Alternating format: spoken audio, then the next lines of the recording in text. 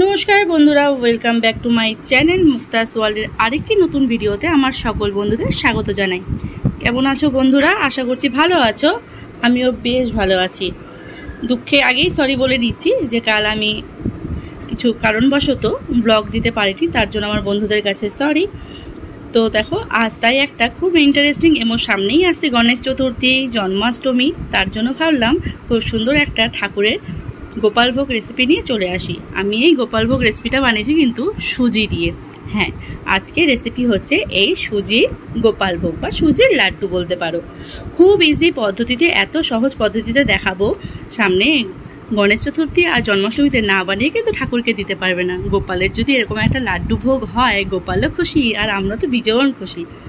তো বন্ধুরা চলো ঝটপট শুরু করে দিই রেসিপিটা। 10 মিনিটে তৈরি হয়ে যাবে মাত্র সুজি দিয়ে। তো চলো মেন রেসিপিতে যাওয়া যাক। তো বন্ধুরা এই সুজির লাড্ডু রেসিপি বানানোর জন্য আমি একটি মিডিয়াম কাপে 1 কাপ পরিমাণে সুজি নিয়ে নিয়েছি। সুজিটা আমি প্যাকেটের সুজি ইউজ করেছি, কারণ প্যাকেটের সুজি একদম ফ্রেশ থাকে, কোনো রকম এক্সট্রা কোনো কণা বা কিছু থাকে না, তাই আমি প্যাকেটের সুজিটাই এখানে ইউজ করছি। দেখো একদম ফ্রেশ সুজি। এবার আমি এর মধ্যে অ্যাড করব যে কাপ পরিমাণে সুজি নিয়েছি তার 4 ভাগের 1 কাপ মানে পরিমাণে চিনি দিয়ে দিলাম। মানে চামচ হিসাবে করলে 4 চামচ মতো এখানে চিনি ইউজ করেছি। আর এখানে সুজিটার একটা ব্যাটার বানিয়ে নেব, তার জন্য দিয়ে দিচ্ছি পরিমাণ মতো দুধ। এই দুধের পরিমাণটা অল্প অল্প করে দিলেই ভালো, কারণ দুধটা অল্প অল্প করে দেবো আর নাড়িয়ে নেব। একটা ঘন ব্যাটার তৈরি করার মতো করে দুধটা দিতে হবে অল্প অল্প করে। তো দেখতেই পেলে প্রথমে অল্প একটু দুধ দিয়ে আমি ভালো করে মিশিয়ে নিলাম। তারপর আবার একটু দুধ দিয়ে একটু নাড়িয়ে চাড়িয়ে দেখছি। দেখো এরকম নাড়িয়ে চাড়িয়ে চামচের সাহায্যে ভালো করে কিন্তু একটা ঘন ব্যাটার, একদম পাতলা নয়, কারণ সুজিটা যখনই দুধের সাথে ফুলে উঠবে আরও ঘন হয়ে যাবে। তো দেখো এরকম একটা ঠিক ব্যাটার তৈরি করে নিয়েছি। এবার এটাকে আমি রেস্টে দিয়েছিলাম 15 মিনিটের জন্য, কারণ সুজি যখনই ব্যাটার তৈরি করব না, সুজিটাকে কিছুক্ষণের জন্য রেস্টে দিতে হয়, সুজিটা যাতে ফুলে যায়। তো দেখো সুজিটা কি সুন্দর একদম একটা টাইট ব্যাটার মতো কিন্তু তৈরি হয়ে গেছে। একদম শক্ত, কোনো পাতলা ভাব নেই। আমি ভালো করে চিনিটাকে সুজির সাথে মিশিয়ে নিচ্ছি। এবার এইদিকে আমি একটা কড়াইতে 4 চামচ পরিমাণে ঘি মেল্ট হতে দিয়েছি। এখানে ঘি ইউজ করছি কারণ এটা লাড্ডু রেসিপি, আর লাড্ডুতে কিন্তু ঘিয়ের গন্ধটা খুব ভালোই যায়, আর আমরা যে কোনো ঠাকুরের রেসিপিতে ঘিটাই ইউজ করি। তো এখানে আমি চেষ্টা করেছি ঘি দিয়ে পুরোটা করার, আর তোমরা চাইলে তেল দিয়েও করতে পারো। এবার আমি সুজির যে ব্যাটারটা তৈরি করেছিলাম সেই ব্যাটারটাকে দেখো চামচের মতো দিয়ে বড়া যেরকম ভাজি না, সেরকম ভাবে বড়া ভাজার মতো করে এপিট ওপিট করে লাল করে ভেজে নিতে হবে। দেখো এক পিঠ কি সুন্দর একটা গোল্ডেন কালার এসছে। এরকম ভাবে যখন কালার আসবে সুজির বড়াগুলোকে কিন্তু এরকম খুন্তির সাহায্যে ভালো করে উল্টে অপর পিঠটাকেও ঠিক সেম ভাবে লাল লাল করে ভেজে নিতে হবে। দেখো আমার সুজির এই বড়াগুলো কিন্তু একদম রেডি। এবার আমি এগুলোকে তুলে নেব এবং একটা প্লেটে তুলে বড়াগুলোকে ঠান্ডা করে নেব। দেখো ঠিক কি সুন্দর গোল্ডেন ব্রাউন কালার এসে, ঠিক এরকম ভাবে কিন্তু ভাজতে হবে। এবার একে একে আমি সমস্ত সুজির বড়াগুলোকে তুলে নিচ্ছি আর এটাকে রেখে দিলাম ঠান্ডা হওয়ার জন্য। এবার আমি যে কড়াইতে সুজির বড়াগুলো ভেজেছিলাম একটু ঘি আছে, তাই এই কড়াইতেই আমি 1 কাপ পরিমাণে জল দিয়ে দিলাম, আর এখানে 1 কাপ পরিমাণে চিনি এর মধ্যে দিয়ে দেব। একটা হালকা চিটচিটে ভাব, যে খুব রসালো চিনির রস তৈরি করি সেরকম এখানে চিনির রসটা কিন্তু আমি তৈরি করে নেব। জলের পরিমাণটা কম দিয়েছি, তাহলে কিন্তু খুব তাড়াতাড়ি রসটা তৈরি হয়ে যাবে। আর এখানে যখনই দেখো জলটা চিনির সাথে মেল্ট হওয়া শুরু হয়েছে, তখনই আমি বেশ কিছুটা পরিমাণে কেশর আর কিছুটা অরেঞ্জ কালারের ফুড কালার ইউজ করলাম। কালারটা একদম অপশনাল, তোমরা চাইলে স্কিপও করতে পারো।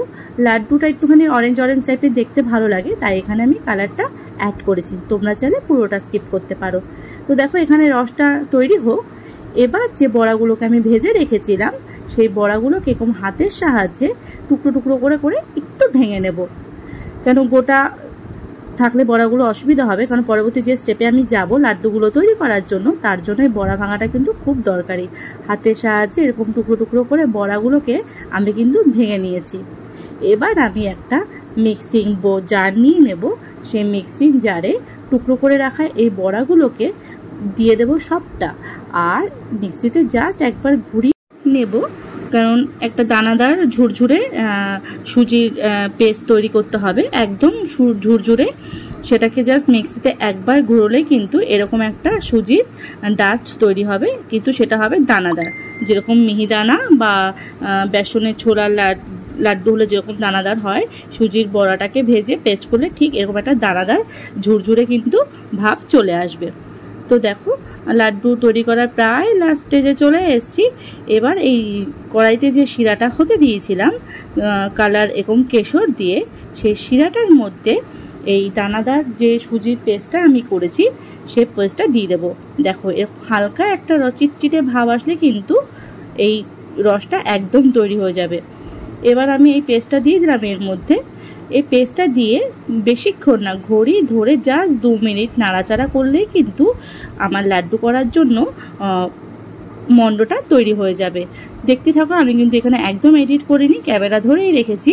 জাস্ট ঘড়ি ধরে 2 মিনিট, কারণ সুজি খুব তাড়াতাড়ি জলটাকে অ্যাবজর্ব করে, আর যেহেতু এটা চিনির রস খুব তাড়াতাড়ি জিনিসটা তৈরি হয়ে যাবে। আর এখানে আমি লাস্ট মোমেন্টে ইউজ করলাম কিছুটা চারমগজ। তোমরা চাইলে এখানে কাজু কিশমিশও ইউজ করতে পারো। আমি কাজু বাদামটা গার্নিশিংয়ে দেবো, আর চারমগজটা এখানে অ্যাড করে নিলাম। দেখতেও যেমন সুন্দর হবে, আর চারমগজগুলো এর সাথে ফ্রাই হয়ে খেতেও দারুণ লাগবে। তো দেখো নাড়াচাড়া করতে করতে কিন্তু জলটা প্রায় টেনে আসছে, আর একদম একটা আঠালো লাড্ডুর মন্ড তৈরি হয়ে যাবে।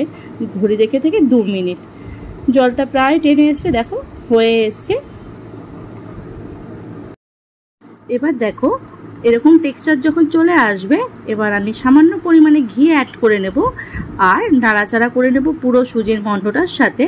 তারপর গ্যাসটাকে অফ করে নিয়ে একটা প্লেটে সার্ভ করে নেব। তারপর যেভাবে লাড্ডু তৈরি করতে হয়, অল্প অল্প ছোট ছোট লেচি করে এরকম গোল গোল করে লাড্ডুর মতো করে তৈরি করে নেব। লাড্ডুগুলো বানানো খুবই সোজা, দেখো কি সুন্দর, একদম হাতে লাগবে না, ইজিভাবে তৈরি হয়ে যাবে। আর ওপর থেকে দিয়ে দেব এরকম একটা কাজু ফর গার্নিশিংয়ের জন্য। দেখো দেখতে কি সুন্দর লাগছে পুরো লাড্ডু, কিনা। এবার আবারও লেচি কেটে নেবো এরকম ছোট ছোট করে, আর গোল গোল করে কিন্তু লাড্ডুগুলো তৈরি করে নেব। আর ভেতরে দেখো চারমগজগুলো দেখতে কি সুন্দর লাগছে, আর ওপর দিয়ে কাজুটা কিন্তু পারফেক্ট লুক এনে দিয়েছে একদম লাড্ডুর। মনে হচ্ছে যে এটা সুজির লাড্ডু, খেতেও কিন্তু অপূর্ব হয়েছিল। তো আমি দেখো এরকম একদম গোল গোল করে খুব সহজভাবে, দেখো হাতে লেগে যাচ্ছে না বা ভেঙে যাচ্ছে না, পারফেক্ট লাড্ডু কিন্তু সুজি দিয়ে তৈরি হয়েছে।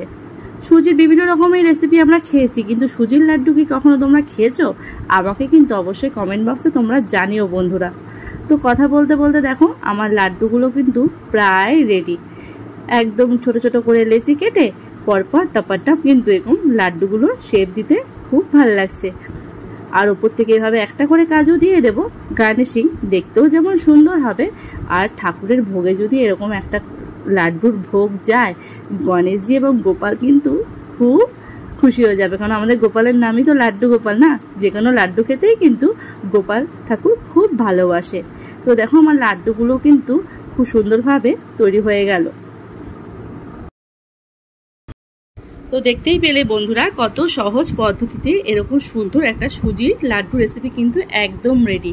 একটু ঠান্ডা করলে কিন্তু লাড্ডুগুলো একদম তৈরি হয়ে যাবে, শক্ত হয়ে যাবে। এখন একটু নরম আছে, আর গরম গরম নরম নরম এখন লাড্ডু খেতে কিন্তু আমাদের সবারই বেশ ভালো লাগে।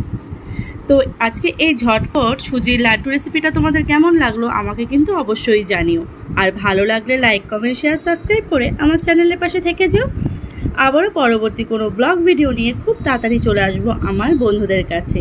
আর হ্যাঁ, অবশ্যই কিন্তু সামনে গণেশ চতুর্থী আর জন্মাষ্টমীতে গোপাল আর গণেশজিকে কিন্তু এরকম লাড্ডু ভোগ দিতে একদম ভুলো না। তো আজ আসি, কাল আবারও নতুন কোনো রেসিপি নিয়ে চলে আসবো আমার বন্ধুদের কাছে। ততক্ষণ সবাই ভালো থেকো, সুস্থ থেকো, সাবধানে থেকো, টাটা।